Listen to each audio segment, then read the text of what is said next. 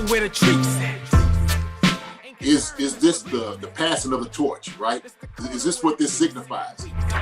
It comes down to that front office and what they feel is most important. The champ is here. We've touched down from a higher plane. Why you landed here? We always look forward to that week because it was always intense. You know that we ain't coming back. We about to. The man, the myth, the legend, Dante Hall. My favorite player growing up was Dante Hall. I love you guys in the show, but Dante was my guy. Get to dashing because you done on the warfare.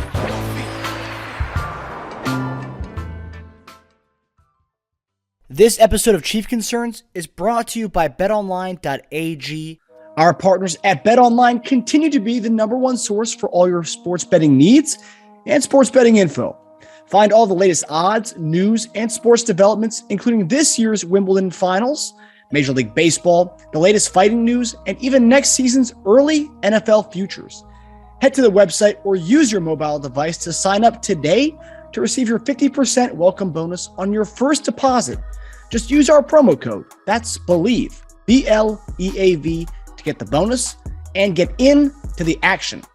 Bet online, where the game starts. Looking to help your favorite Chiefs podcast? Well, we're trying to raise money to create merchandise for our online store, as well as be able to have more merch to do giveaways to all of our fans. To any of our YouTubers, if you see down below, you can show your support with the new Super Thanks option. Any amount will go a long way towards helping us launch our online store. And of course, don't forget to like and subscribe. Thanks to all of our followers for your continued support. Enjoy the episode. Hey, guys. Welcome back to another episode of Chief Concerns. I believe this is like our 86th episode, so we're right now. We're almost we're 14 weeks away from our 100th episode. You know, that'll be a fun one. How are you, JD? How was your July the 4th? You have a good time? I had a great time. We had family. Like my niece, she puts together a nice family like picnic dinner. For everybody to kind of come back to and enjoy one another. So we had a wonderful time, just loving each other, seeing each other, hugging each other, seeing what everybody was doing. And so me and my nephew, we were actually playing cornhole, and we were undefeated. We were running through everybody. And one of my older brothers and his friend, who actually was his roommate in college, and they both basketball players, played basketball in college. They ended up beating us, but it kept going back and forth, man. And they finally threw one in and beat us, man. But other than that, man, everything the weekend was incredible. Fireworks wise, I mean, you know, I didn't really watch a lot of the fireworks, to be honest with you, because it seemed like it was just going off all weekend. It was, I mean, yeah.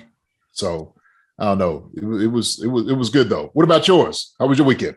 It was good. We had a family kind of cookout. Us being half Persian, half Cuban, we generally our cookouts are very ethnic friendly. Yeah. So okay. My dad made a steak kebab, Persian steak kebab. The Americans grilling out burgers and hot dogs, but then the Persian households grilling out steak kebab. Sounds delicious. It's good. Yeah, I'm telling you, I've sent pictures of the chicken kebab to you that he's made before. But steak kebab's probably like I would say probably his best dish. I haven't been eating red meat over the last year, and I broke my red meat trend to have some steak kebab for July the 4th, and I'm back on my not eating red meat grind again. But it was a good time. I bet that in itself is a treat, just like taking that break, you know, because I don't really eat a whole lot of red meat either. I've kind of just gotten away with it, but every once in a while, maybe just, you know, taste. Like I'll still cook steaks and stuff, you know, for, you know, the family. And, you know, I could do a nice steak, man, but that kebab, I can already just smell it and taste it, brother. I know how the Persian spices and all. Woo, I know it's good. And we hope everybody else had a really safe and a happy July the 4th. So there's a couple announcements before we get into the show.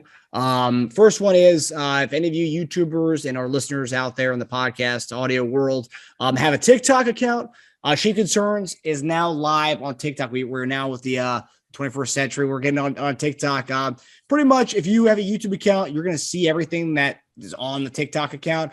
Really, that it's just more of a short form video. Where like today, for example, we put top 5 running backs in Chiefs history, a top 5 seasons for running backs in Chiefs history. We put a little video together, which is on our YouTube account, but also on TikTok. So a lot of stuff is repurposing. And then we also have some other stuff that we're putting on TikTok as well. So definitely follow and like our TikTok account. That's just Chief Concerns. So you'll be able to find that.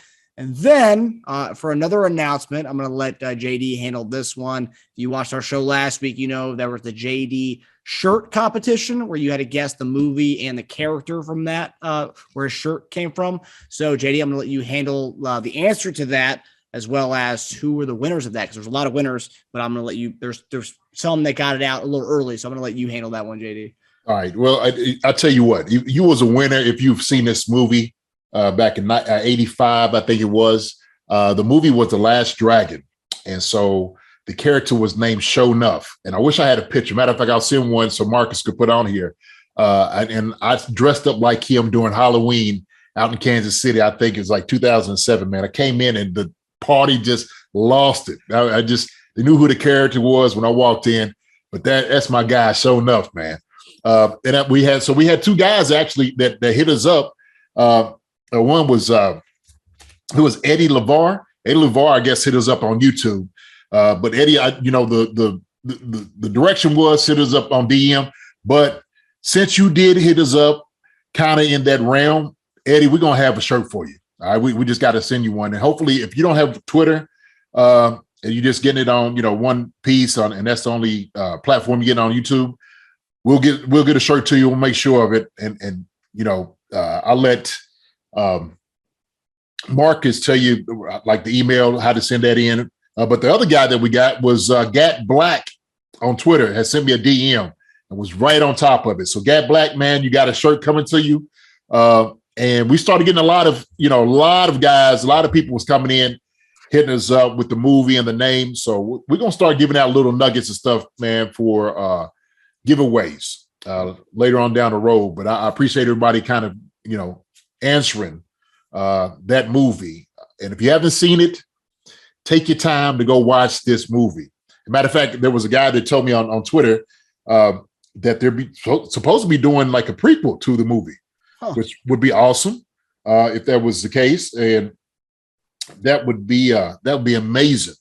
So it's supposed to be something talking about his showing enough, making his ascension to, becoming, the character that everybody's seen in the movie. And so it should be something I can't wait to see. So yeah, that'd be cool. Yeah, especially because so many movies are being remade now. So it's like it'd be cool to do a prequel to a movie that may a lot of people haven't seen. I mean, my generation, I hadn't seen it, and I had after the show we talked about, and the next day I had messaged my brother and they're older guys around your age. I mentioned the movie and stuff. I was like, have you guys seen this? Like, oh yeah, Last Dragon. Man, I haven't seen it in years. and like we talked, and it was on HBO Max. I haven't seen it yet, but that's my plan to see it soon after seeing everyone commenting on our YouTube channel and you talking about it and stuff. So I gotta watch it. And the clip you showed me was pretty funny. So yeah, Shogun of Harlem, baby, come on now, show enough. Who's the master? Yeah. Woo. I love it. So congratulations to Gat Black and Eddie LeVar. Eddie, you didn't reach out to JD on Twitter. If you can't reach out to JD on Twitter, his handle is at JASUSTD89 on Twitter. If you don't have a Twitter account, you can just email chiefconcerns@yahoo.com with all your information, and we'll get that to you. So congratulations, Eddie and Gat Black. So not really a lot going on in the Chiefs world, but of course there's always something going on. So we always have topics for you guys to discuss in the show this week. So we got a fun one at the end of the show. Talk about the golden years of the rushing attack in Kansas City, where JD will talk about his experience with Larry and Priest. But before that, we're going to get back to a topic where we've kind of beaten to a dead horse, I would say, over the last few months of edge rusher. And last week, Pro Football Focus had a topic just talking about how the Chiefs are going to probably sign a veteran right before training camp, which It's what JD said was going to happen like 3 or 4 weeks ago. That's going to happen eventually. If we do sign one, it's going to be right before training camp. A lot of these veteran guys are looking to sign right before training camp to kind of avoid all this other stuff. But Carlos Dunlap was a name that was brought up, a guy who played for the Bengals, played for the Seahawks lastly. Last year, some of the metrics they brought up were, he'd be obviously a good rotational veteran presence, as Melvin Ingram was for us last year. But according to PFF's metrics, he had a 72.1 overall defensive grade and a 15.3 pass rush win rate with 8.5 sacks last year. This 8.5 is pretty big deal because our highest guy last year was 9 sacks. Chris Jones had 9 sacks last year. So getting a guy like this who had 8.5 last year, bringing him in just as a rotational piece with Karlaftis, Clark, and all the guys we have would be great. But according to sources, Dunlap has received a lot of interest from teams. But right now he's deciding on his best fit. And this is obviously what JD was alluding to a couple weeks ago, where guys, they're mulling over what their best fit is right now as they wait to take their time to pick their team and their next destination before training camp. So JD, how would you say Carlos Dunlap's fit would be on this Kansas City Chiefs team? Well, I mean, to be honest with you, I think he'll fit in what we're doing scheme wise. No question about it. And I think he'll bring, veteran presence, which we definitely need with the young guys out there.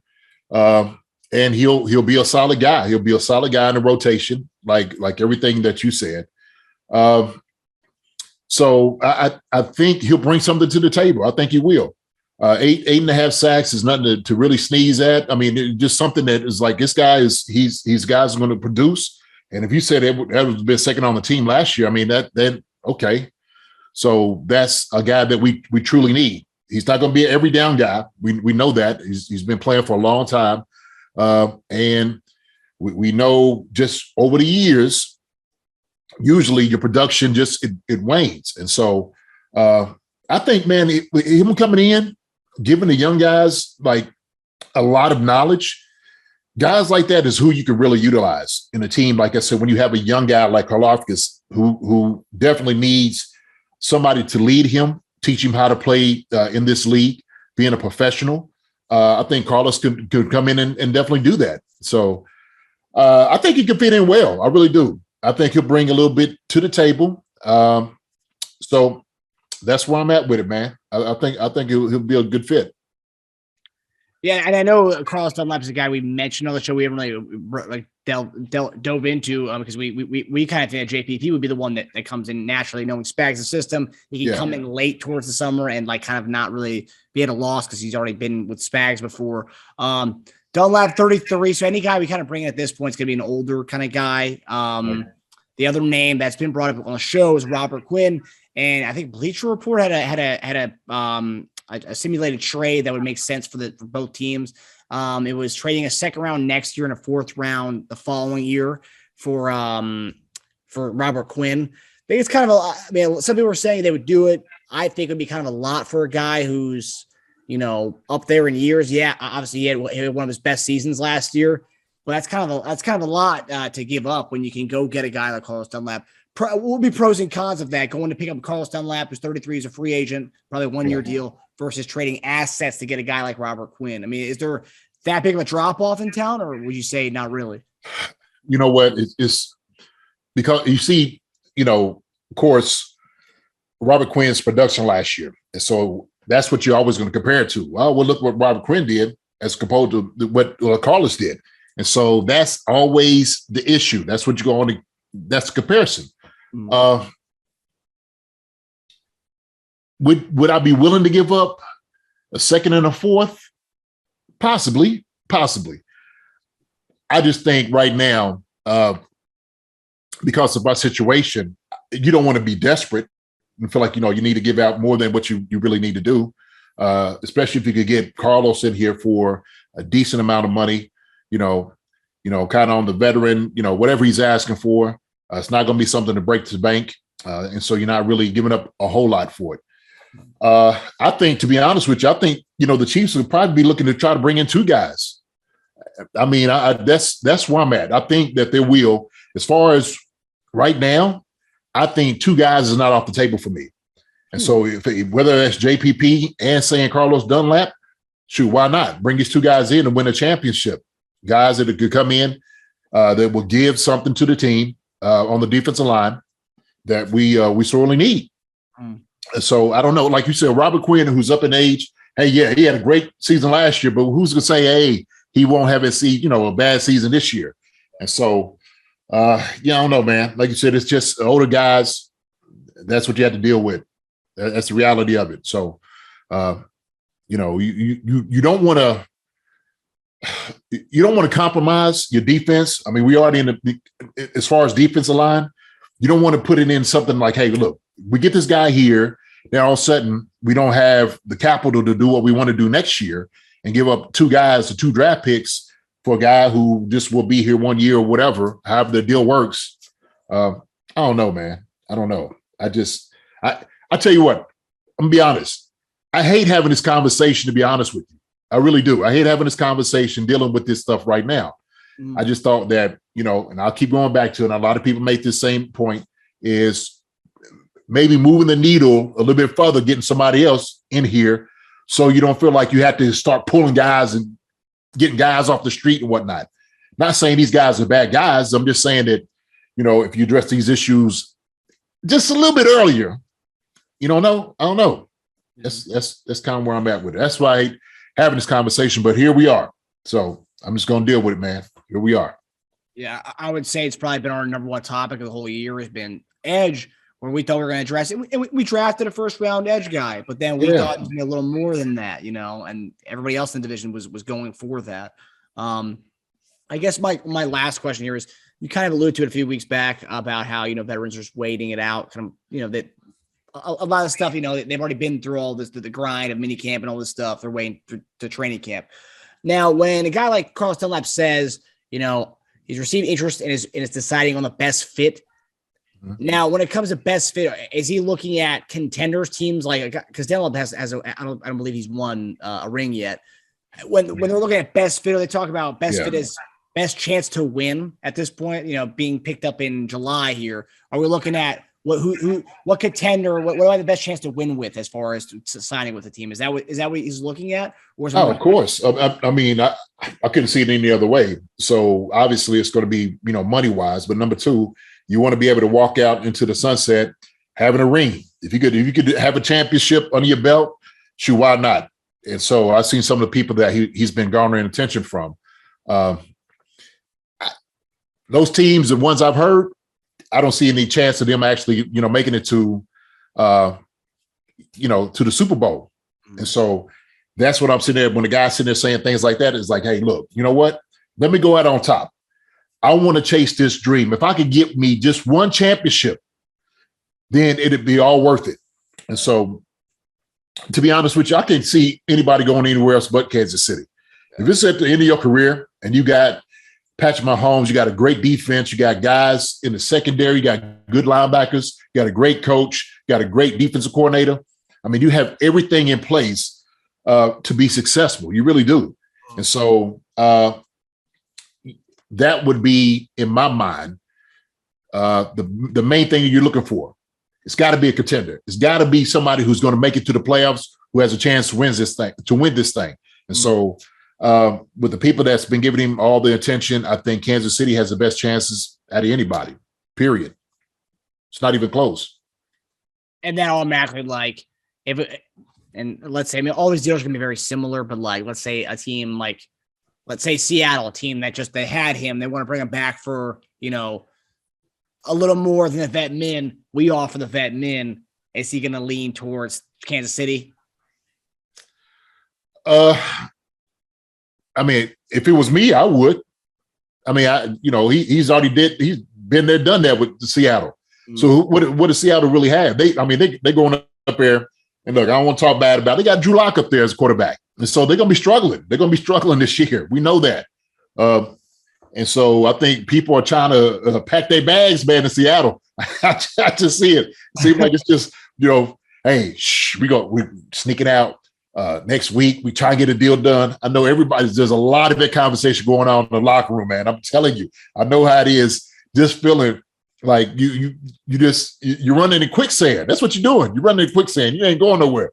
Yeah. So Why go all the way up there to Seattle when you could come to Kansas City and you right there in the middle of the United States? You can fly anywhere you want to be and you get your family there. And hey, you know, at this moment in time, you already established yourself. You know where you want to live. Kansas City is a stop for you before you go to a Super Bowl, to a championship. Come on out here. Come on out here to Kansas City. That's where I look at it.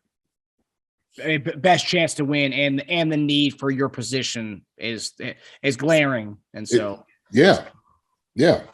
And he can do a whole lot, man. And that's the thing about it. Like seeing, if I'm recruiting him, I'm trying to get the guy here. I'm saying, listen, look, we got young guys here, okay, and you could do a whole lot to get these young guys on track. And so we really need your help. We can use your veteran experience. We can use your eyes. We can use all your toolage, all your skill sets and all that to get these guys ready. And so, vet minimum, I think if Seattle's offering it, shoot, even had to go up another, I don't know, $100,000 or whatever, man, go ahead, make it so. The time's here. The time is here, man. We in July, so make it so. Get this thing right. Yeah, I mean, I'm happy we drafted Karlaftis, obviously. Obviously, it was a need for us, but it's like last year, this time, I feel it was the same conversation because I remember we were like, oh, Chris Jones is going to play edge. I wonder how that goes. Week 1, week 2, it didn't happen. And we also brought in Melvin Ingram before that, didn't sign with us. He goes and signs elsewhere. We don't sign another edge. I feel like it's the same kind of thing as last year. Obviously, we have Karlaftis. That's the difference. But it's still like Karlaftis is still unproven. We don't know if he's going to, do what he did in college. You don't know if he's going to pan out. I think he will, but like there's an unknown there. So it's like, I feel like it's the same thing as last year with this whole edge rush position. It's kind of in flux, and it's a terrible conversation to be having right now going in July, Well, we know he's going to give us a whole lot, and I think it's going to be, great being a good pass rusher. Yeah. The thing is, it can't just be only him. Frank, he's talking about, he's gotten thinner and hopefully he'll be able to show us something this past year, this year coming in. Hopefully he's just assess what's going on and saying, look, you know what? This is my time to go ahead and shine. People's been doubting me, all of this. I didn't really have a great season. Look, let me go ahead and just do it right. Let me just become that pass rusher. Let me become that guy again. That's what we're looking for. That's what we're hoping for. But in the meantime, we got to make sure that we're watching our backs. We have to. We got to make sure, man, we in a better position than saying, we hopefully this works out. We ain't gonna go on just hope. Let's put a plan in place, getting guys here that's going to be able to help us out. Yeah, because I mean it's the NFL. I mean these guys, the injuries happen. That's kind of the name of the game, and we're one injury down from needing a guy off the street like Yes. Carlos Dunlap or whoever's out there. So yeah, now if we do bring in 2 guys right before training camp, I'd be stoked. Yeah. Hopefully they're following the JD plan. Yeah. All right. Okay. So sticking with Pro Football Focus. So this is a redraft they do every year where they take last year's draft class and they do a redraft and see how guys go in the first round. And this one got a lot of hits on Twitter and social media. So they did a redraft of the 2021 draft. If you all remember, we did not have a first round pick. We traded that for Orlando Brown Jr. We had multiple second round picks. So here's the thing though. We didn't have a first round pick, but in this redraft, based on the rookie class last year, they had 3 Chiefs drafted in the first round of the redraft. So first they had Creed Humphrey, who was originally a second round pick. He goes 14th overall to the New York Jets. Guard Trey Smith, who we love, 6th round pick originally, but in the redraft, he goes 16th overall to the Arizona Cardinals. So it's going from 6th round to the 16th overall pick. I mean, he's unreal. And then Nick Bolton, 2nd round pick for us. He goes 29th overall to the Green Bay Packers in the redraft. So JD, after seeing kind of what we saw like this past season with those 3 guys in particular, just kind of for the people who have doubted, I guess, Brett Veach in the scouting department over the last few years, because I feel like every time there's a draft comes around, people point to drafts and saying how Brett Veach he's missed and he's been a bad draft, or it's like we're finding guys like Trey Smith, who's a 6th round pick in a Pro Football Focus draft. The guy's going top 17 of a draft. I mean, Yeah. What do you make of this redraft? What do you make of those three guys in particular in their play?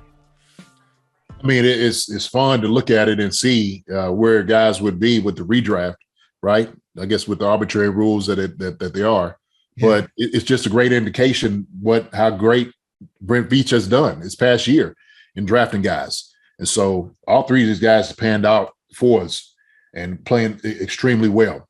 Creed, Trey, and Nick, man, they've been guys that have been solid offensively and defensively. And so sometimes it takes that. It takes like your whole team to put these things together. Veach and all these guys getting in and just talking about these things and actually seeing this out and bringing it to fruition, to seeing where guys can excel to. And so I think that's more of an indication about, like I said, they're proud. They're proud of seeing guys and seeing talent and getting out here in Kansas City.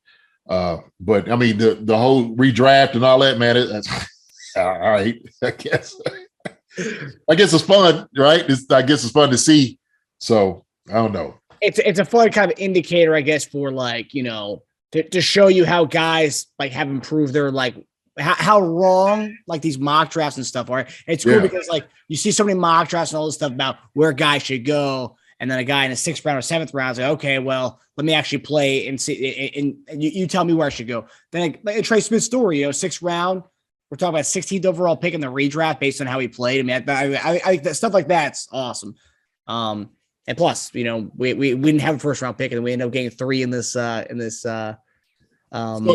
Okay, so it's crazy to me because, all right, let's say in 2 years, you're going to do a redraft in 2 years, to see how a guy played. Like, if they suck, then all of a sudden they're back at the 3rd or 6th pick. You know what I mean? I don't know. I just, like I said, I know it's entertainment and it's fun. Yeah. I just think okay, if a guy starts, dumping in the bed or have a sophomore slump. Yeah. It was like, hey, you know what? Maybe he was right. Maybe he got picked the way he was supposed to get picked. He only had one good year. That's true. So, and they do redrafts where go back to the 2012 draft. They do redrafts. I mean, going back years. Okay. So okay. We'll revisit the 2021 draft class in 5 years and see where the redraft is. Do Trey Smith or any of those guys? So something in the top 10. Yeah. I always think those are funny too, because a lot of times you see the mock drafts of guys, who do these, right? And then they do the redrafts of everything. And I guess it's see how wrong they were. And it's funny seeing guys like that do the redraft, because it's wow, you had that guy as a 5th round grade. Now you have him as a 2nd or 1st round grade. So it's always funny seeing those guys eat their words. And I know as a former player who had to listen to some of these guys do their mock drafts, these experts, I'm sure you love seeing them eat their words. It's crazy. Yeah. And some of them hey, man, look, you was way off on this. And a lot of guys look at potential. They feel like they all got it right. And I'm seeing it. I'm going through all the measurements and how I'm quantifying how guys are going to be and what they. And then when the guy gets on the team and you see what he gives and what he's, or what he likes in, and it's oh, okay. So there's a few guys that, I've seen around the league that I'm all right, we're going to see what guys really, how good they are, right? From what y'all said and what y'all projected to being this guy, and oh my gosh, he's going to be the new best thing. And all right, just wait and see. Just wait and see. And we just never know. Some guys are just, it's almost, you can put a formula together to try to have a good indication what guys are going to be, but you don't know. You don't know. So there's a lot goes into it, man. Luck, guys not getting injured. I mean, sometimes it's just a guy who's not a no-miss guy. Yeah. There's some guys out there. And there's some guys that you thought no miss and gone, just didn't have it, whatever reason. And you see that too, where a lot of these experts, they fall in love with these guys. And I don't know what it is. They go back to high school. They remember them, seeing them through high school and college, and they kind of fall in love with them. And they always call them can't miss prospects. You see it in basketball, you see it in the NFL, and then they miss badly on it. So I don't know where these love affairs come from. Sometimes they get stuck to their guy, and then they ride with him till the end. I don't know, man. It's like a horse in the Derby where you watch it. It's like, hey, I got a feeling for this guy. Yeah. You know, he's got, great muscle structure, and he looks pretty fast. And all of a sudden, he comes in last. So you're like, I'm like, what? You're like, hey, man, what happened? What happened to the whole your formula? You're winning championship, huh? What happened to it? It did. Just I don't know. I got asked the other day about like the draft experts, and someone was like, what made Mel Kiper like a draft expert? Like, and how does he continue to be the draft expert? Because like you look at his first rounds, he's not like getting 100% right every time. Like he's nowhere close to 100%. So it's like, what makes this guy an expert? What makes a bracketology guy who does the March Madness brackets? What makes him a bracketology expert? It's like, has he ever won? I mean, like, right. Did he go to school for this? Well, I mean, what is his credentials? I don't get it. For him to be put in this position where he's just now the guru. What's going to him for? Like, okay, why? Why are we going to this guy for it? So, I don't get it. That's a conversation for another day. But yeah, somebody asked me, I was like, yeah, that's a good question. I think he's just been doing it for a long time. And oh, that's it? That's all you had to do? Okay. Hey, sign me up. Yeah. Well, the funny thing is, I think most former players, the guys who are in scouting departments and stuff in pro teams, those are the guys who should be the draft experts. Like Louis Riddick, that's a guy who should be what Mel Kiper is for. He's got a bigger platform on ESPN, thankfully, than Mel Kiper. But like, he should be the Mel Kiper. We should be like longing to see Louis Riddick's mock draft, not Mel Kiper. And I've nothing against Mel Kiper, but like, I prefer Louis Riddick's kind of insights on players coming out of drafts. He's been there. He's seen it. So this is, this is what he's been doing, and he's been working his formula, talking to guys, and just going to go see guys. That's what he's used to. That was used to be his job. And so when you see Mel Kiper, I've never seen Mel Kiper. I don't know if he goes out to practices. I don't know how much film he's actually watching. I have no idea. Does anybody know? I don't know. So it's a good question. Yeah, I would say Louis Riddick, Charles Davis, and Daniel Jeremiah. I don't know about Charles Davis's background, but Jeremiah, I mean, he worked in the scouting departments too. I'm assuming Charles Davis did too. I think Charles Davis didn't Charles Davis play in the NFL? Yeah, I think he did. I'm pretty sure he did. Yeah. So, those are the when I think of the mock draft experts. I know we always think about Mel Kiper, but that's the one who has it all in here, I guess. But then the Riddick, Jeremiah's of the world, those are the ones where like I will look more to those guys, and guys like Bucky Brooks. Those guys I'll look to, not Kiper and whatever. Right. Enough about Mel Kiper. Yes. All right. So next topic.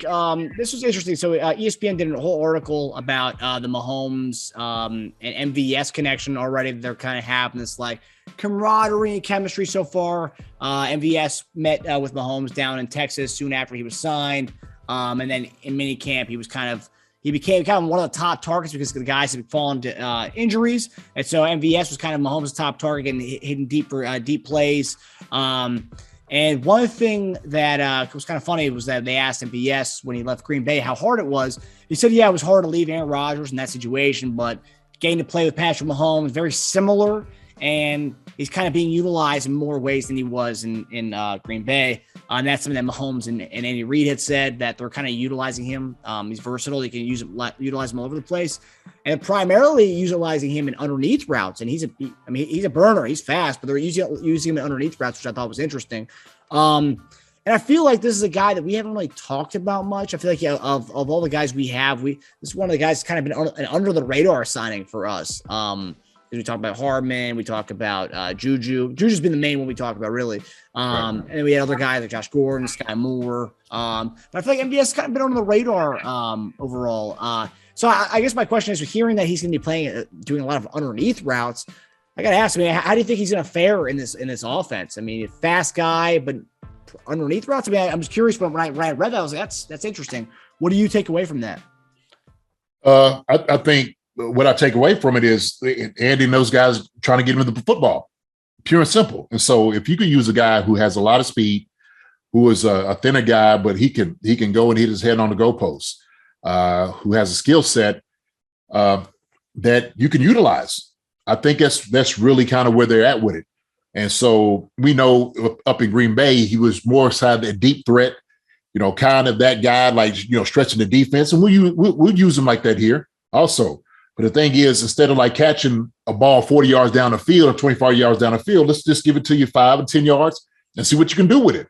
See if you can make guys miss and see, and we know that speed is one of those things that absolutely kills defenses, right? So we lost a guy who's the fastest guy in the NFL to now we got a guy who, without a doubt, was probably one of the top 5 deep ball threats in the NFL, as far as I can remember, guys playing. And I think because we don't talk about him as much because I think people didn't really see him as a number 1 receiver, right? And so, when you leave from a team like Green Bay and you had Devontae Adams and you had Lazard, you had all these guys out there, they're like, okay, where did MVS actually fit into the entire scheme of things, right? What was he as far as rated into the rest of the NFL wide receivers? Was he top 50 or, seriously, those are real questions. And so I think that's part of the reason you hadn't really had that much to say about him. Excuse me. And the thing is, Juju, because he's been a number 1 receiver, when AB up there, Juju was the guy. He ended up, surpassing him, and he was supposed to take over as the number 1 receiver after AB left. And so I think everybody's kind of like, okay, AB's, he done played there before. He's a Pro Bowl wide receiver. MVS has been, third string, third option.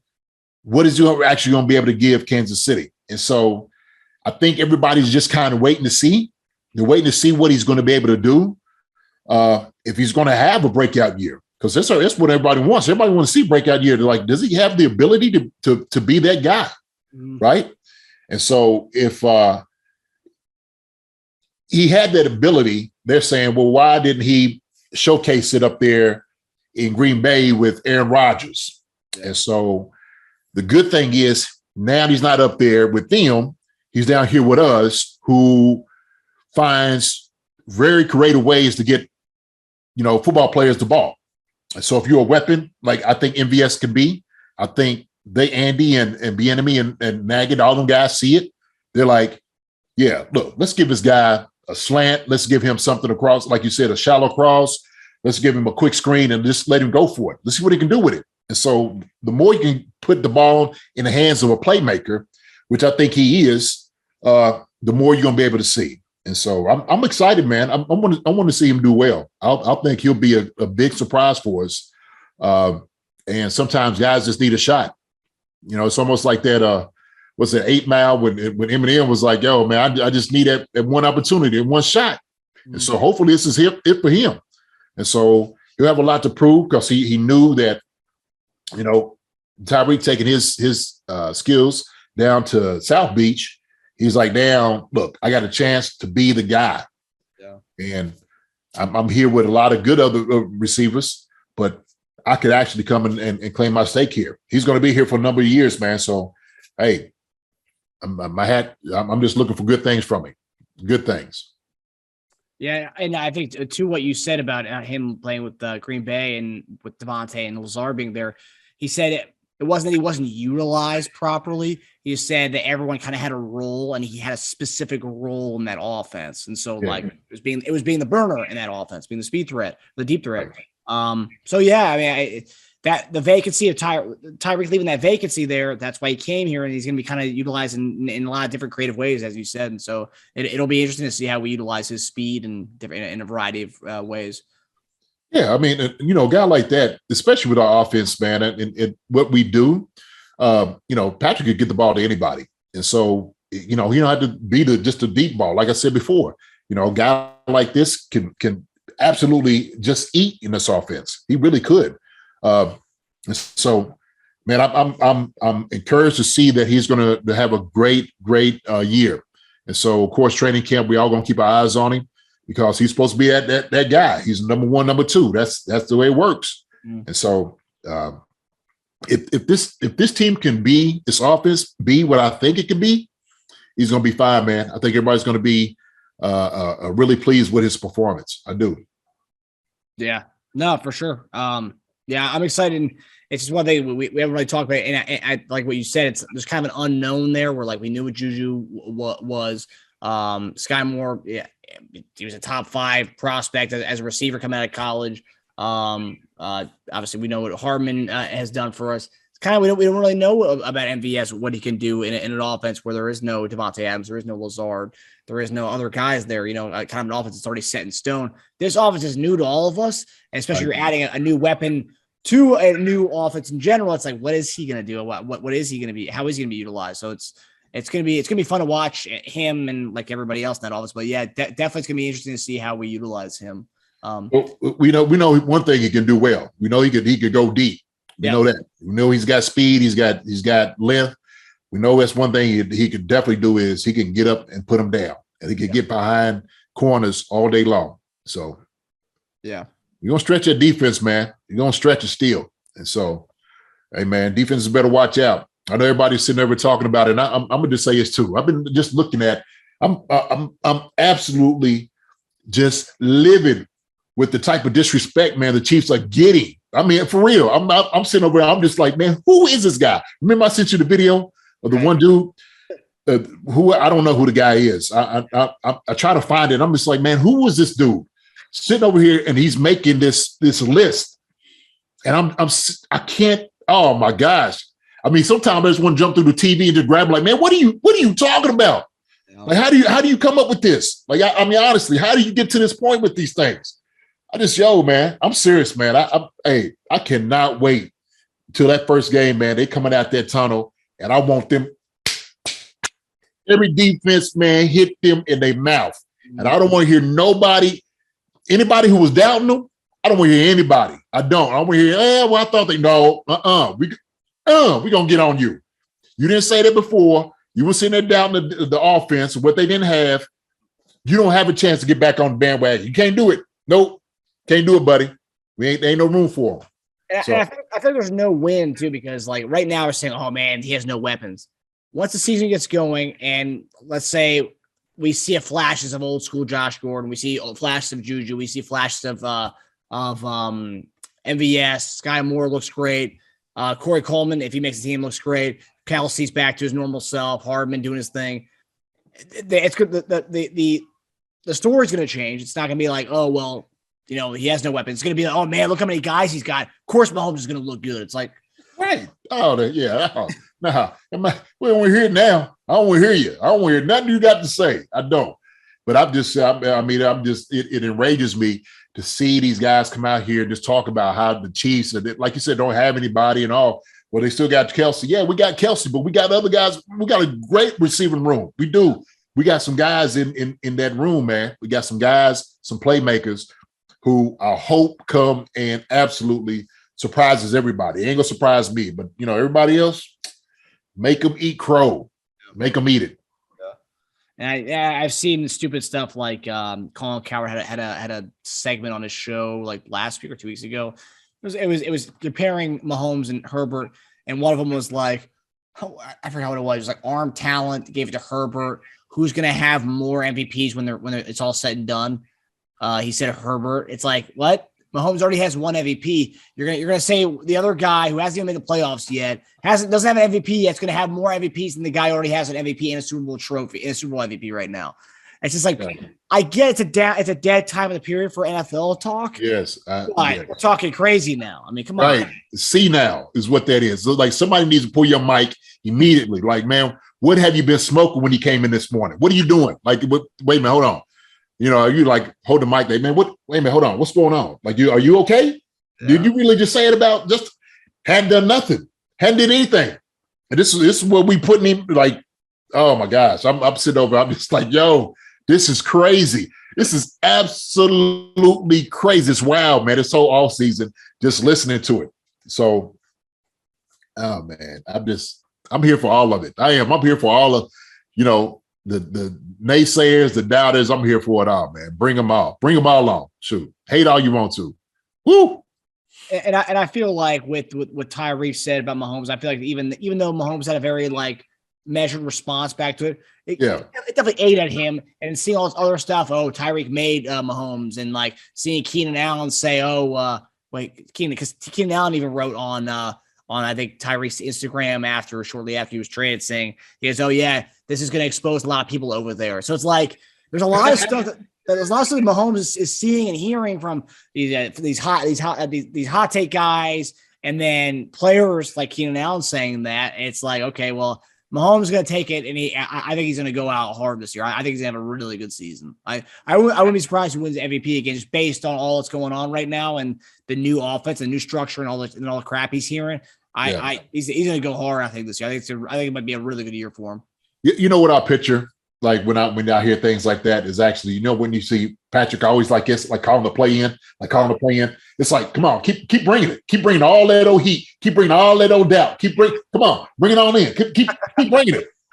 He just gonna keep tattoo these jokers. So exposing all these, man, come on, man, they need to cut it out. That's all right. Let him just go ahead and slow walk him to death, man. Go on, get him then. Yeah, go on, get him 15. Shoot. Keenan Allen's he's big on talking crap to other players, and especially in division. So man, I guess it's good. I like having that kind of guy and bringing that division rival kind of banter. But saying it's going to expose a lot of people over there, it's very telling what others think of what Tyreek Hill meant to the offense. Hey man, wait, go ahead and mess with the sleeping giant if you want to. Yeah. All right, so you're gonna find out. You're gonna find out. Right? They've been finding out. I know. They've been know what's been going on over there. So I don't know. Go ahead and talk yourself into a butt whipping. How about that? All right. You would think after the way we came back from that Thursday night game towards the end of the season, Keenan Allen would keep his mouth shut after that, because Tyreek really didn't have a big of a game that day. It was mostly Kelce ate them alive that night, that Thursday night game. We came back in that way. So yep. Should be talking, man. I don't know. Sorry. Let them talk. Hey, let them talk. We'll see them week 2 for the Amazon Prime opener with yes, Tony. Sir. Yes, sir. We can show Keenan Allen what's up. Who's actually being exposed. Yeah, can't wait. I'm going out there for that game too. Can't wait. That'll be a good time. All right, so we talk about Tony Gonzalez. We're taking a little flashback, a little stroll down memory lane as we go to our last topic. So Chiefs Wire recently wrote an article of the top 10 Chiefs single-season rushing yards leaders, where pretty much Priest, Larry Johnson, Jamal Charles dominated that list. Well, what stood out to me, though, was you had 2006, you had 2005, you had 2002, and 2001 were the top 4 rushing seasons. And I believe 2003 was on there as well, but that was like number 6, I think. So JD, you were part of 5 of the top 10 rushing seasons in the Kansas City Chiefs history. 4 of the top 5 you were part of. So I'd say it's pretty damn good. It's no coincidence that LJ and Priest both had you in front of them. You were one of the more consistent guys of the two eras for the 2 running backs. Yeah. But I got to ask you, as a question I have to ask you, what was it like being able to block for Priest and Larry Johnson? And if you were a GM and you were starting a team today and you had to pick one running back in their prime to build around, would it be Larry Johnson or would it be Priest Holmes? Oh, wow. Running back in their prime, who would I take to build a franchise? Right now, you're starting a team tomorrow and you were the GM and you're going to take LJ or Priest in their prime. Oh man, that's tough. Because both of them had different skill sets. Like when I'm just thinking about them. Larry was such a bigger back, had a lot of speed. There's not a lot of guys I've seen him catch from behind, but neither was Priest. I didn't see a lot of guys catch Priest from behind either. Oh my gosh, I don't know, Marcus. I don't know. That's a tough one. Hey, I had to do my best, so I'm gonna have to choose both of them. I don't think I'll go wrong. I wouldn't go wrong with either one. I'm gonna just say that. Okay, I would never go wrong with either one. How about that? There's an answer. There's my answer. That's fair. Right. So that's the way I look at it, man. I mean, Priest, man, was phenomenal. making guys miss, getting around the corner, vision. I mean, you name it. Just being able to see the holes breathe and just, actually visualize what he wanted to do out there on the football field. And like LJ, man, was just, running hard. And he had, like I said, he would burst through and gone. Before you knew it, he was already in the secondary. And that's just how LJ was. So really deceptive speed, man, but he would run hard. He wasn't like an easy guy to bring down. Not at all. Neither was Priest. So very durable backs, great athletes, man, incredible running backs. That without a doubt. That's why you've seen him in the 4 out of the top 5. Really. So I tell you what, I picked both of them up a whole lot. Let me put it that way. When they went into the end zone, I picked them both up. And I went from picking Priest up to picking Larry up, then picking Priest up a little bit more, and, Larry up a little bit more. So it was always good. It was always good, man. And it was almost like, when they would score, they come look for JD because I'm gonna hoist them up. I'm hold them up like they should be, just put them up there, man, so everybody can see it. So both of them guys, my dudes, seriously. Them guys, man, it was incredible guys, incredible running backs, but great teammates, really. And as a fan, I was going through highlight six. I made a little clip for to go along with the article that the Chiefs Wire wrote. And I was going through some of those old clips, man. It brought back so many memories. But the 05 game, the last game of the season, the Bengals game, where LJ had this one run that it's always ingrained in my head was a toss play where he's going left. It was like a 17 or 27 toss. Yeah, he gets back the other way, and I think Trent blocked from on that play too. And that's the thing. There's a lot of clips where Trent's going out there and throwing his body and blocking people, man. Oh yes, sir. Tend to throw his nose in there, man, to get a block. Matter of fact, I think I seen one that he blocked a guy and Priest got a touchdown. He blocked it for a score. So yeah, hey man, yeah. Hey, Trent was never afraid to go in and do a block.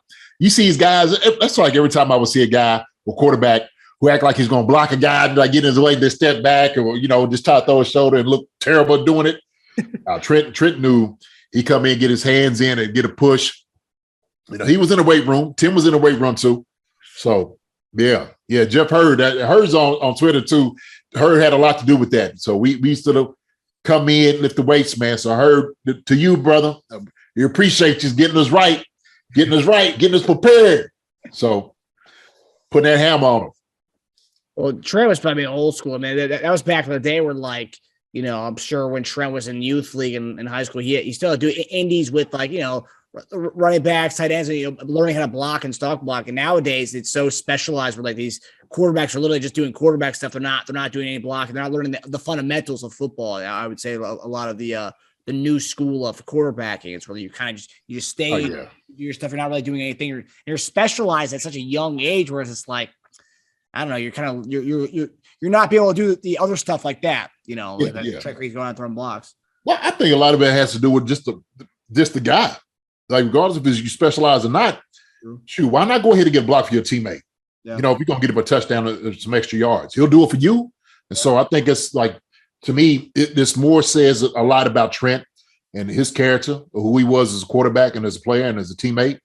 Because I know some quarterbacks out here who actually was kind of old school, but just still wouldn't do it. I see like that one little video they have of Jay Cutler standing out there, like just like, this dude. It's just embarrassing. That's an embarrassing look. So I just,